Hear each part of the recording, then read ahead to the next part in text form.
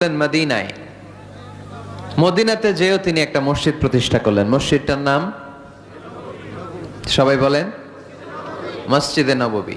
আল্লাহ রাসূল সাল্লাল্লাহু আলাইহি ওয়াসাল্লাম খুব চমৎকার লোকেশন বাছাই করতে পারতেন। লোকেশন তিনি দেখলেন কোথায় করলে ভালো হয়, কোথায় কোথায় কোথায় খুঁজতে খুঁজতে এমন জায়গাটা পছন্দ হলো, সেখানে ছিল পুরাতন খেজুরের বাগান, ধ্বংসাবশেষ, আর ছিল মুশরিকদের কবর। আল্লাহর হাবিব বললেন, মুশরিকদের কবরগুলোরে হাড্ডি আর কঙ্কাল সহ উঠায় ফেলো, উঠে আরেক জায়গায় দাফন করো। সুবহানাল্লাহ পড়েন। খেজুর গাছগুলো কেটে সমান করো, ধ্বংসাবশেষ ভেঙে মাটির সাথে গুড়িয়ে দাও, এখানে হবে আমার মসজিদ। স্থাপিত হলো মসজিদে নববী। সুবহানাল্লাহ পড়েন।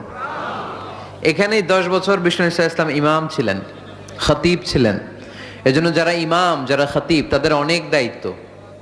তারা বিষ্ণু ইসা ইসলামের রেখে যাওয়া দায়িত্ব পালন করত।